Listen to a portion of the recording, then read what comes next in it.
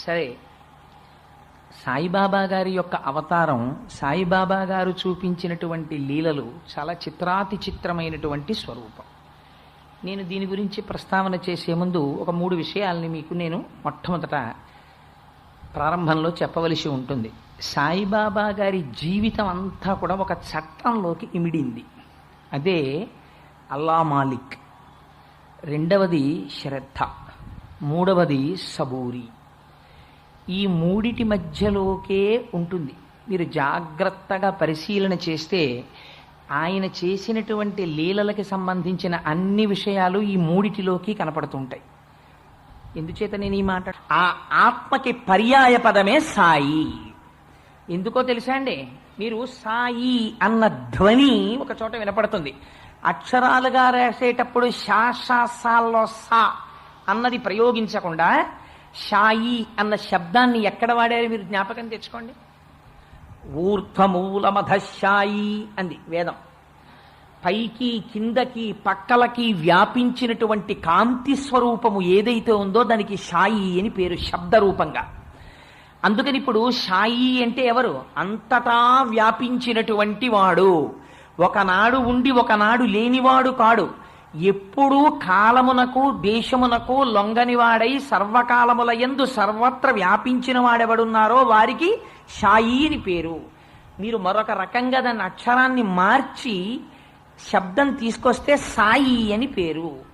దానికి పక్కన బాబా, తండ్రి. అది భక్తితో మీరు కలుపుకున్నటువంటి మాట. మనం ఒక వారణాసి పట్టణంలో ఒక మహానుభావుడు ఉండేవాడు. ఆయన రామానందుల వారని చెప్పి ప్రతిరోజు వారణాసిలో గంగానదిలో స్నానం చేసి విశ్వేశ్వరుణ్ణి సేవిస్తూ ఉండేవారు. ఒకనాడు వైకుంఠంలో లక్ష్మీనారాయణులు ఇద్దరు ఉండగా లక్ష్మీదేవి అంది, కలియుగంలో అందరూ నన్ను ఆరాధించేవారే కానీ నారాయణ మిమ్మల్ని ఆరాధించేవారు, మోక్షాన్ని కోరుకునేవారు లేరు అంది. అల్లా అనకు లక్ష్మి, నా భక్తులు కూడా ఉన్నారు, అక్కడక్కడా ఉంటారు, నీ భక్తులంతా ఎక్కువగా ఉండకపోవచ్చు అన్నారు.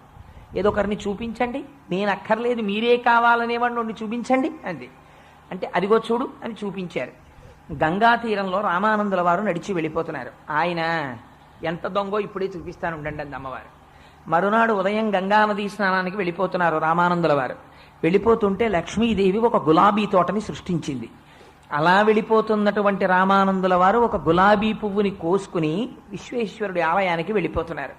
లక్ష్మీదేవి ఆ తోటమాలి రూపంలో వచ్చి, ఈ గులాబీ తోట నాది, నన్ను అడగకుండా పువ్వు కోసుకుని వెళ్ళడం దొంగతనం కాదా, ఎందుకు పట్టుకెడుతున్నావు అంది. అమ్మా, నేను ఈ తోటలో ఉన్న పువ్వు విశ్వనాథుడి పాదార విందముల యందు సమర్పించాలనుకుని పట్టుకెడుతున్నాను తప్ప ఈ పువ్వుని దొంగిలించాలనేటటువంటి భావన నా యందు లేదు, అందుకని మన్నించమ్మా నా పువ్వు అక్కడ పెట్టి వెళ్ళిపోయారు. లక్ష్మీదేవి సాక్ష్యంగా పువ్వు పట్టుకుని వైకుంఠానికి వెళ్ళింది. పట్టుకెళ్ళి ఎదురుగుండా భర్త పాదాలు చూడగానే ఆనందం కలిగి ఆయన పాదాల మీద పెట్టింది. చూశారా స్వామి, ఈ పువ్వుని దొంగతనం చేశాడు మీ భక్తుడని. దొంగతనం చెయ్యలేదు లక్ష్మి, నా భక్తుడికి ఎంత భక్తి వ్యగ్రత ఉందో చూడు, ఆ పువ్వు నీ చేతులతో నా పాదాల మీదకి వచ్చిందన్నారు స్వామి. అంటే ఆశ్చర్యపోయి అమ్మవారంది, నిజమే, నేను ఇప్పుడు గమనించాను సుమా, రామానందుడు మహాభక్తుడు, మరి అటువంటి భక్తుడికి మనం ఏమి ఇద్దామంది.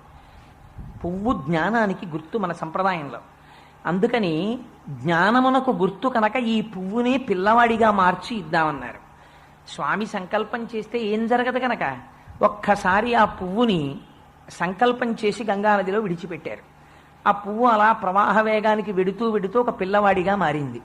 మారి ఆ పిల్లవాడు ఒక తామర ఆకు మీదకి చేరాడు. ఆయన్ని ఒక మహమ్మదీయుడు చూశాడు. ఆ పిల్లవాడిని తీసుకెళ్ళాడు, పెంచుకున్నాడు. ఇప్పుడు మీరు చెప్పండి, ఆ పిల్లవాడు జన్మతః ఏ కులమునకు ఏ మతమునకు చెందినవాడు మీరు చెప్పగలరా? మనకి తెలియదు. తీసుకెళ్ళాడు, ఒక మహమ్మదీయుడు పెంచాడు. మహమ్మదీయుడు పెంచాడు కనుక మహమ్మదీయుడు అయ్యాడు. ఎందుకని? ఆచార వ్యవహారములన్నీ అటువంటివి అలవాటు పడ్డాయి కనుక. కానీ వచ్చినది కారణజన్ముడు కనుక ఆత్మతత్వం వైపుకి దృష్టి పరిగెత్తింది. ఎందరో గురువులను ఆశ్రయించాడు. ఎంతమందిని ఆశ్రయించినా కూడా ఆయనకి ఆత్మతత్వం సరిగ్గా అవగాహన కాలేదు. ఆయన మహమ్మదీయ కుటుంబంలో పుట్టాడని హైందవ కుటుంబానికి చెందినటువంటి వారెవ్వరూ ఆయనకి ఆత్మతత్వాన్ని ఉపదేశం చెయ్యలేదు. విసిగి వేసారిపోయి నాకు ఆత్మతత్వం చెప్పేవాడు లేడని ఏడ్చి ఏడ్చి సొమ్మసిల్లి గంగానది స్నానఘాట్ మెట్ల మీద సొమ్మసిల్లి నిద్రపోయారు. మరునాడు ఉదయం రామానందుల వారు చీకట్లో స్నానం చేద్దామని మెట్లు దిగుతూ పిల్లవాడి యొక్క తల మీద కాలు వేశారు. కాలు వేస్తే పిల్లవాడు కయ్యమని నిద్రలేచాడు. నిద్రలేచేటప్పటికి, అయ్యో నాయనా, నీ తల మీద కాలు పెట్టి తొక్కాను రా, నేను చూడలేదు రామా అన్నారు. రామా అనేటప్పటికీ, ఈ నామం కోసమే అర్రులు చాచిపోతున్నాను స్వామి, నాకు ఇది ఉపదేశం చేస్తారా, నన్ను మీ శిష్యుడిగా స్వీకరిస్తారా అన్నారు. ఇంత ఆర్తితో ఉన్నవాడు శిష్యుడు అని వెంటనే రామనామాన్ని ఉపదేశం చేస్తే తన శిష్యుడిగా స్వీకరించారు. మహమ్మదీయ కుటుంబంలో పెరిగినవాడిగా కనపడినటువంటి కబీర్దాసు గొప్ప రామభక్తుడయ్యారు. గోపరాజు గారికి, రామదాసు గారికి రామనామ మంత్రోపదేశం చేసిన వారు కబీర్దాస్ గారి. అందుకని అంత గొప్పవాడైనటువంటి కబీర్దాస్ చిట్ట చివర శరీరాన్ని విడిచిపెట్టారు. విడిచిపెడితే జరిగిన ఆశ్చర్యకరమైన సంఘటన ఏమిటో తెలుసా అండి? ఆ శరీరాన్ని శవపేటికలో పెట్టారు. పెడితే ఈ శరీరం మహమ్మదీయ కుటుంబంలో పెంచబడింది కాబట్టి మహమ్మదీయ ఆచారం ప్రకారం అంత్యేష్టి సంస్కారం జరగాలి, దీన్ని భూమిలో పాతి పెడతామని వారు అడిగారు. కాదు కాదు, ఆయన రామచంద్రమూర్తి యొక్క మంత్రోపాసనం చేసి హైందవ సిద్ధాంతాలను అంగీకరించాడు కనుక ఈయన్ని దహనం చేస్తామని హిందువులు అడిగారు. శవం అలాగే ఉండిపోయింది పేటికలో. ఉండిపోతే ఎక్కడి నుంచో ఒక యోగి వచ్చాడు. ఎందుకురా కొట్టుకుంటారు మీరు మీకు కావలసింది శరీరానికి అంత్యేష్టి సంస్కారం చెయ్యడమే కదా, దీన్ని సగానికి కోసి ఇచ్చేస్తాం, కొంతమంది కాల్చుకోండి, కొంతమంది పూడ్చుకోండి అన్నారు. సరే, పెట్టె మీ తీసి దాని మీద ఉన్న వస్త్రాన్ని తీశారు. లోపల ఎన్ని గులాబీ రేకులు మిగిలిపోయాయి. తీరా అక్కడ ఇద్దామంటే శరీరం లేదు కబీర్దాస్ గారిది, పువ్వు రేకులు ఉన్నాయి. ఆ పువ్వు రేకులే సగం సగం పంచి ఇచ్చారు. మౌఢ్యం ఎంత దూరం వెళ్ళిందంటే కొంతమంది కాల్చుకున్నారు, కొంతమంది పూడ్చుకున్నారు. కానీ పువ్వులో వచ్చిన వాడు మాత్రం పువ్వులాగే వెళ్ళిపోయాడు. కబీర్దాస్ గారి జన్మరహస్యం ఎటువంటిదో బాబా గారు కూడా అటువంటి వారే. నేను ఎందుకు ఈ మాట చెప్పానంటే, ముందు కబీర్దాస్ గారి గురించి సాయిబాబా గారికి సంబంధించినటువంటి జన్మ రహస్యాన్ని సాధికారికంగా చెప్పలేదు. కొందరు పెద్దలు వ్యాఖ్యానం చేశారు. వారి తల్లిదండ్రుల పేర్లు ఇవి, వారు ఫలానా చోట జన్మించారు, ఇన్నో సంతానంగా జన్మించారు, అరణ్య మార్గంతో వెడుతున్నప్పుడు ఆకులలో విడిచిపెట్టారు అని చెప్పారు. కానీ అవతారమూర్తిగా వచ్చినటువంటి సాయిబాబా గారు తన జీవితాన్ని తాను ధృవపరుస్తూ మాట్లాడిన సంఘటన ప్రకటంగా కనపడలేదు. అందుచేత మరి ఎవరు, మరి హిందూ మతానికి చెందినవారా, మహమ్మదీయ మతానికి చెందినవారా అందదు. గమ్మత్తు ఏమిటంటే, వారు షిరిడీ చేరుకున్నారు. చేరుకుని ఒక వేప చెట్టు కింద కూర్చుని ఉండేవారు. సదానింబ వృక్షస్య మూలాధివాసం. సాధారణంగా గురువులందరూ ఓ చెట్టు కిందకి చేరుతూ ఉంటారు. ఓ చెట్టు కిందకి చేరారు. ఆ చెట్టు కింద కూర్చున్నారు. సంతతము ధ్యానమగ్నుడై ఉండేవారు. ఈశ్వరుడితోటి మమేకాన్ని పొందారు.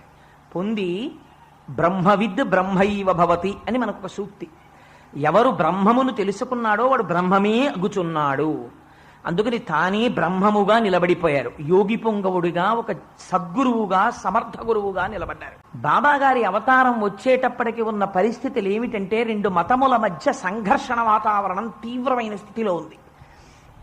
అందుచేత దీన్ని కేవలం వాచికంగా కాకుండా నిరూపించి చూపించదలుచుకున్నారు, ఆత్మ యొక్క స్థితి అంటే ఎలా ఉంటుందో. అందుకే ఆ అవతారం వచ్చినప్పుడు జరిగినటువంటి చిత్రం ఏమంటే, యథార్థమునకు వారు ఎక్కడ పుట్టారో చెప్పారనుకోండి. బాబాగారు, నేను ఫలానా కుటుంబంలో జన్మించాను, నా తల్లిదండ్రులు వీరు అన్నారనుకోండి, వెంటనే మీరేమంటారు? ఆ తల్లిదండ్రుల పేర్లని బట్టి, వారి గోత్రాన్ని బట్టి, వారి ఋషుల్ని బట్టి వారు ఫలానా మతమునకు చెందినవారు, అందుకని వీరు కూడా ఆ మతమునకే చెందినవారు అని మీరు బ్రాండ్ చేస్తారు, ఒక ముద్ర వేస్తారు. ఇది వారి స్థితి కాదు. నామరూపములకు అతీతమైన స్థితిలో తాను మొట్టమొదటి నుంచి ఉన్నవారు. అందుకే ఎక్కడ తపస్సు చేశారు, ఎక్కడ యోగాభ్యాసం చేశారు, ఏ గురువు ఏమి చెప్పారు, ఎలా ప్రకృతిని వశం చేసుకున్నారు, ఈ భాగం సాయిబాబా గారి జీవితంలో రహస్యం. ప్రకటముగా వ్రాయబడలేదు. ఇదిగో ఇది జరిగింది, ఇది జరిగితే ఆయనకి ఆ సిద్ధులు వచ్చాయి, ఆయన అలా ఆత్మదర్శనం చేశారని చెప్పలేదు. ఒక రమణుల జీవితంలో మీకు తెలుస్తుంది, ఒక ఆదిశంకరుల జీవితంలో మీకు తెలుస్తుంది. బాబా గారి జీవితంలో దాన్ని చెప్పలేదు. అంటే అవతార ప్రయోజనము నెరవేరడం కోసమని ఏది పైకి దొరకకపోతే తన ప్రయోజనం సిద్ధిస్తుందో దాన్ని పైకి తన జీవిత కాలమనందు ఆయన వెల్లడి చెయ్యలేదు. చెయ్యకపోవడం సమంజసం. అలా ఉండడం చేతనే అవతార ప్రయోజనానికి చాలా దగ్గరగా వెళ్ళగలుగుతారు, ఆ స్థితిలో నిలబడగలుగుతారు. అందుకే ప్రకటముగా బాబాగారు ఎక్కడా చెప్పలేదు. ఆయన వచ్చారు 16 సంవత్సరముల వయస్సులో వచ్చారని కొందరన్నారు, ఇంకొక వయస్సులో వచ్చారని కొందరన్నారు. ఆ షిరిడీ గ్రామానికి దగ్గరలో వచ్చినటువంటి ఒక గ్రామంలో ఒక రాయి మీద